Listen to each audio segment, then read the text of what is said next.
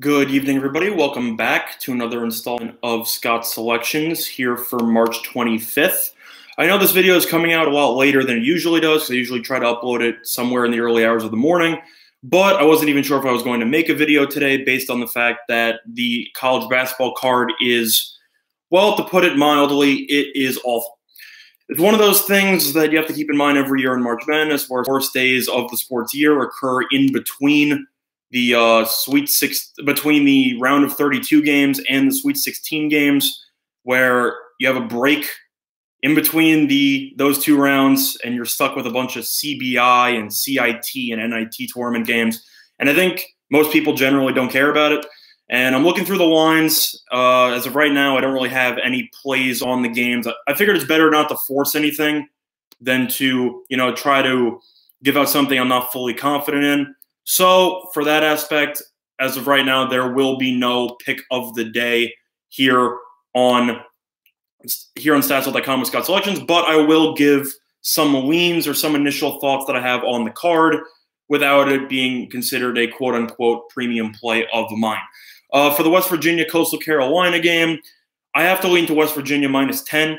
I know that Bob Huggins this year in West Virginia have underachieved drastically, as they were pretty much a shoo-in to make the NCAA tournament every year. But West Virginia over the last couple of weeks has actually played extremely well, and they even made a little bit of a run in the Big 12 tournament, where they're able to beat some teams in there, just the teams that they got destroyed to in the middle of the season. Thanks, Terry. Appreciate it. So Coastal Carolina, I've watched them play in the Sun Belt. They have a lot of good offense with Culberson as their big player, but they don't really play any defense. The game's in West Virginia, so the crowd's going to be into it in Morgantown. And this is one thing where the tournament might mean some to specific teams as opposed to others, where West Virginia, I know that they're used to bigger goals, but at the same point, I have to assume that Coach Huggins is using this as sort of extra reps for the younger guys to help retool them for next season. You always see teams that go on some type of NIT run or some type of tournament run just to help build some reps and build some confidence in these players in upcoming seasons. And based on the track record of Bob Huggins, he definitely expects to make it back to the NCAA tournament next season. So I think this game means a lot to West Virginia as the team that has underachieved with, the talent that they have and the injuries that they've had to deal with throughout the entire season. You still have some guys who are returning next year, and Huggins knows that in the Big 12 that had a down year this year, Kansas will be back. Iowa State has turned itself into a very solid program, even though they lost in the first round to Ohio State. But you also have Kansas State, assuming with Dean Wade's injury before that, they were still solid. Texas Tech as well. It's a very competitive conference, and you need to make sure you have all the reps that you can possibly get, where teams like Kansas State, who already have lost, are going home, and now they're not practicing with each other anymore because the season's over. West Virginia actually has a sort of a competitive advantage where they will be able to keep playing games with the current roster they have to help build some chemistry between the younger guys as they return for next season. So I actually like West Virginia in that game. 10's a lot of points, but Coastal Carolina doesn't play any defense, and West Virginia absolutely smacked Grand Canyon in the first round. I think West Virginia first half makes a lot of sense, Terry. I think it makes a lot of sense. I think the full game also makes sense.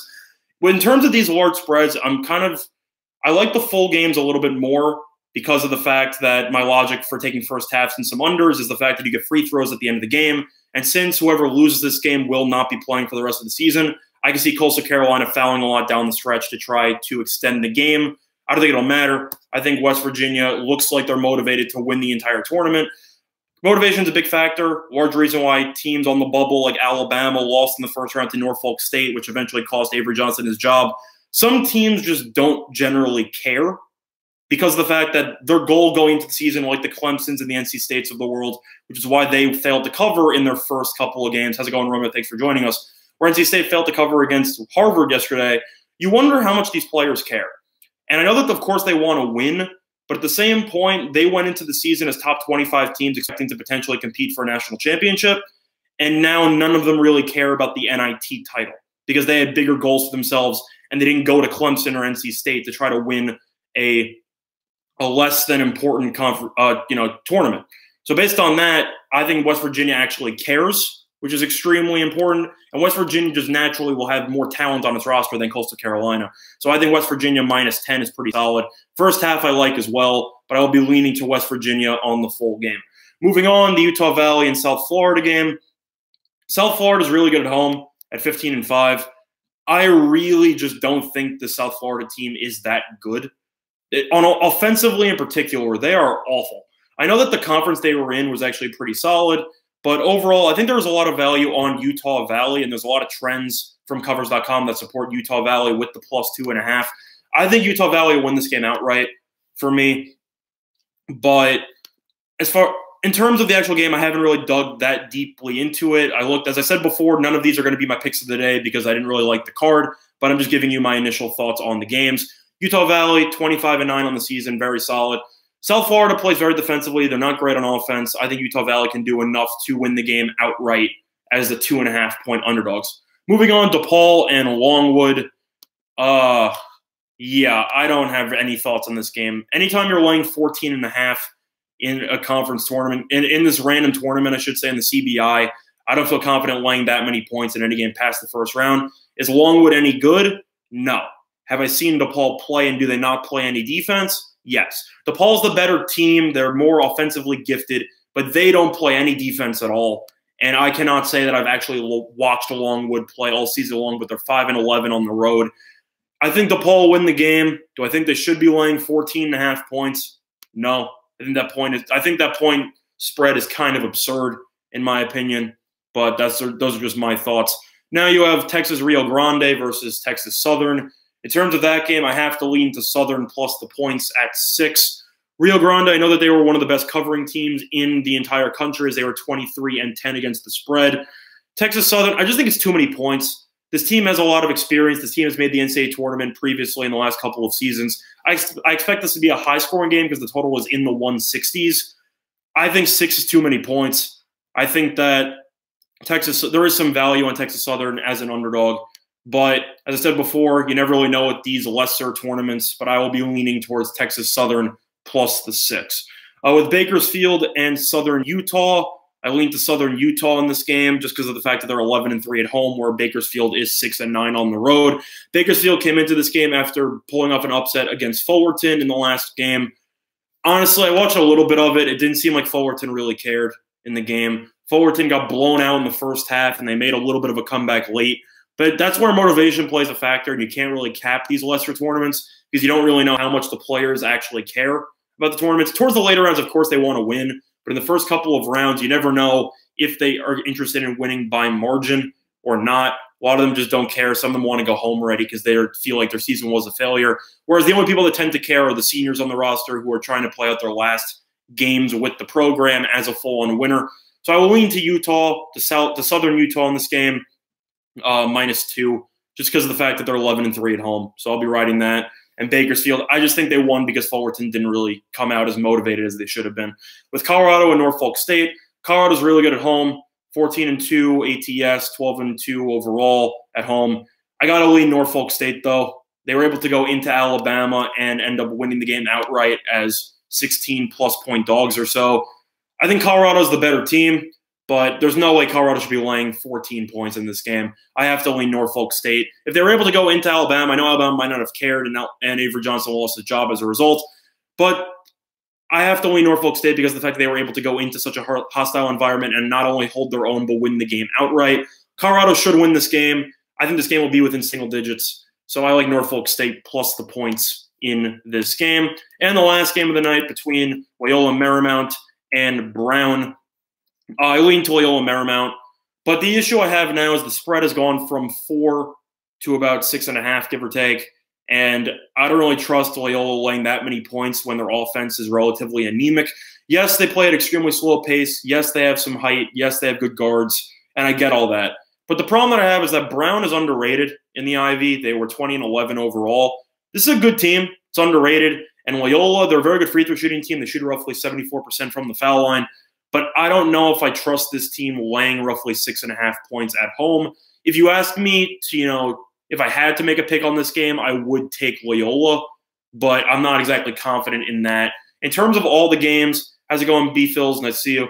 In terms of all my actual picks for today, I told you I don't have any premiums, but if you ask me for my favorite pick here, or some of my favorites, I like West Virginia and I like Norfolk State. But will I personally be betting either of those games? No. Those are just my initial thoughts based on the card. But the main reason why I was having a video today was I was going to recap. Do I have any opinions on the NBA? I haven't really followed the NBA that much in recent weeks. I usually follow the NBA a lot, but college basketball pretty much has consumed my entire life along with everybody else. But as of right now, do I have any plays on NBA? No. However, once college basketball ends, and I will be needing to provide picks, just every day, I will be transitioning for basketball. Well, Terry, I'm actually not leaving yet. I don't know if you are, but I was actually just going to do a brief recap of March Madness so far and my thoughts on the tournament. But overall, NBA is crazy, and the NBA is also very hard to recap because I like to give my picks at night, where I like to get my picks at roughly 1 in the morning or 2 in the morning or so. And that's very difficult to do with the NBA because of the fact that the Warriors or other teams tend to just rest players at random occasions, and you have no idea when they're going to be resting people until the official lines come out a couple of hours before the game. So the worst thing I want to do for NBA is when I give out my picks at 2 in the morning and I say that I like, for example, the Raptors or some team, and then you find out later Kawhi Leonard's not playing. That's just not fair to anybody else. And college basketball, you don't have to worry about that because it's a win or die situation. So you know that if a player can play, he will play. So the issue I have with handicapping the NBA so early in advance in terms of, proximity towards the game itself is the fact that you don't really know what the lineups are going to be. And I think that that's definitely a factor I like to try to get into games before line movement takes over. In NBA, there's a lot of line movement in totals and spreads based on the lineup information, which will be unavailable to me the night before. So that's kind of why I haven't touched the NBA that much on these shows. And since we're all trying to get winners out here, I personally like to go over college because you know exactly what to expect in terms of who's going to be playing on a day-in, day-out basis. For the total of West Virginia and Coastal, I don't really like the under. I told you I don't really have many thoughts on the game. I haven't really done much research on them. I just gave you my initial leans on it. But I can't side the under in any of these tournaments. I said before, you're fouling late down the stretch, plus West Virginia likes to press, and Coastal Carolina plays no defense. This total's high. The fact that it's so high makes me believe that it's high for a good reason. I would lean to the over, but if you ask me right now, would I personally bet on the total or any of these games tonight, I would tell you no. I'm just giving my initial opinions because some of you asked. So those are my thoughts. But in terms of March Madness, I'll just get into it briefly because I don't want that long of a video as we're at the 12.5-minute mark. What do I think on the tournament? Well, first I'll address the elephant in the room.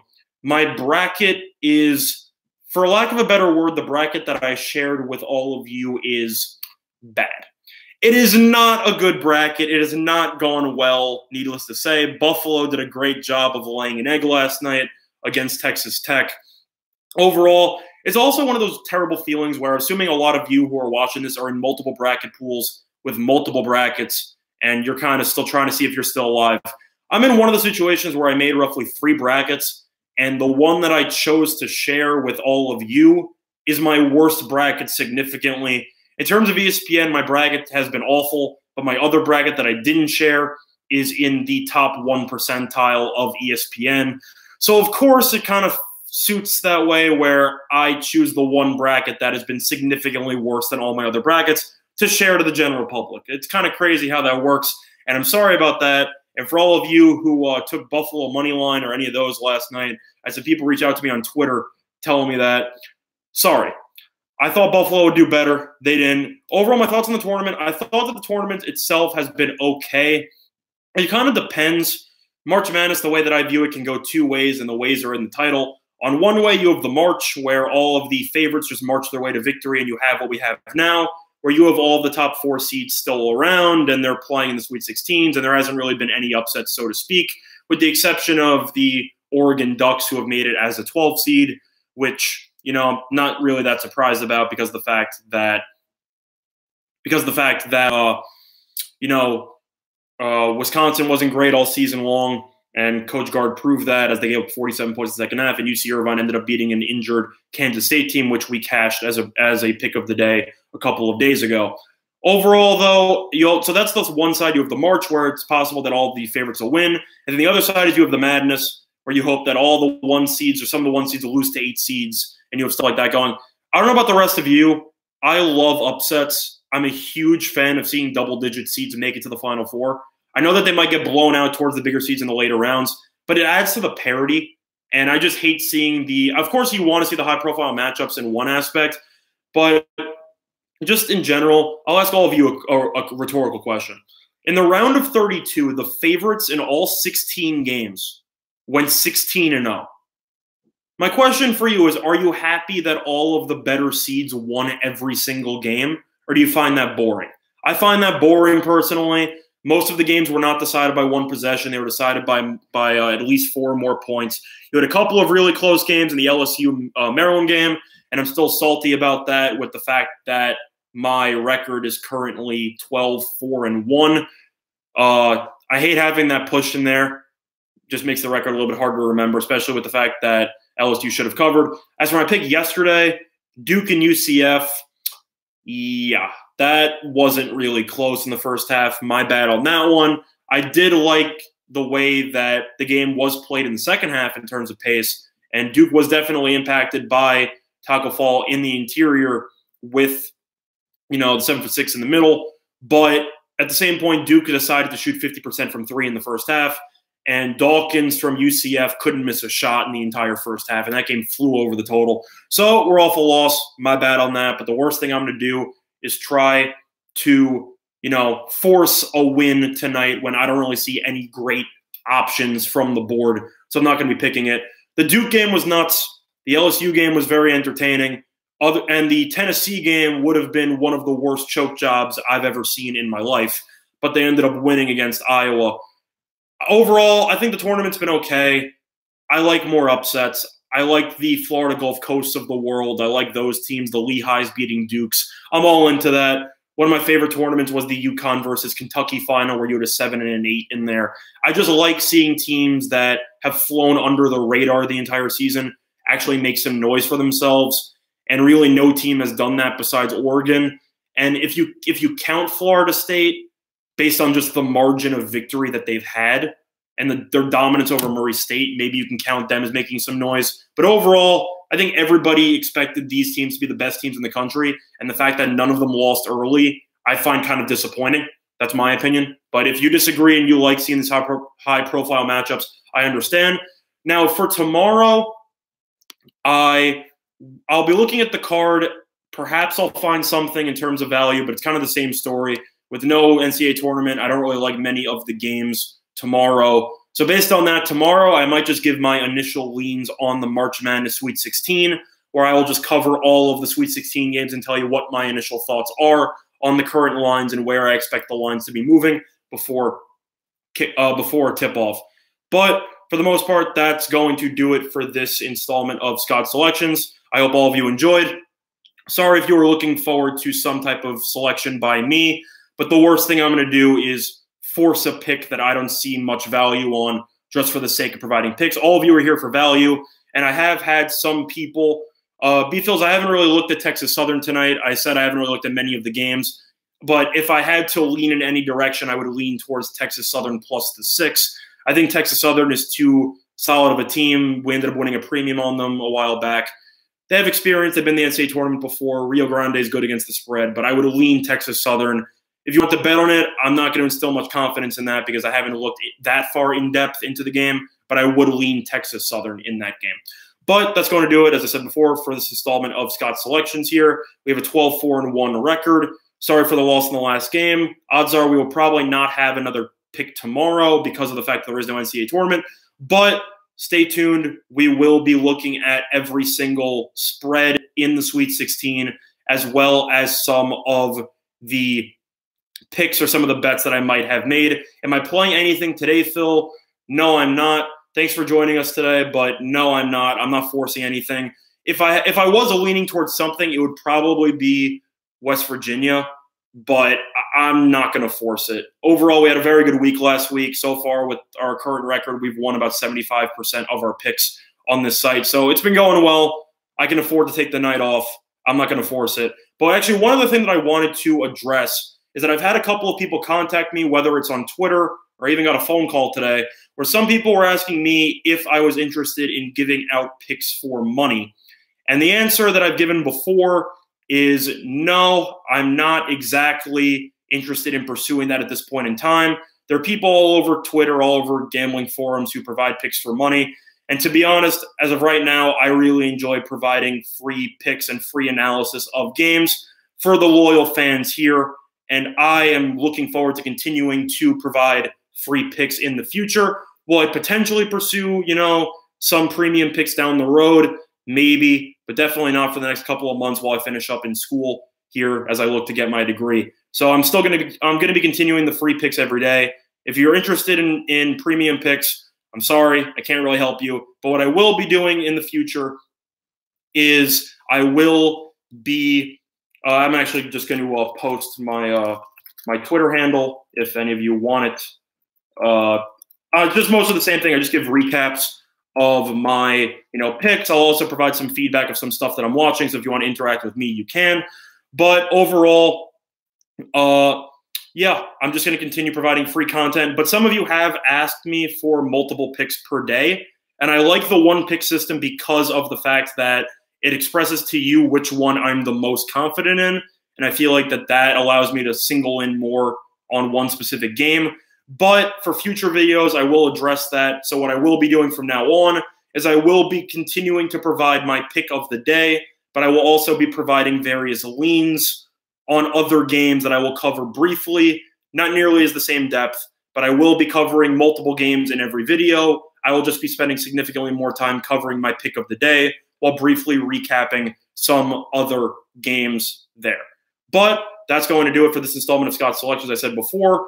And there is my Twitter handle if any of you want to interact with me more personally. And other than that, I look forward to, keeping in touch with all of you. And I hope everybody has a very profitable Monday. Have a good night, everybody.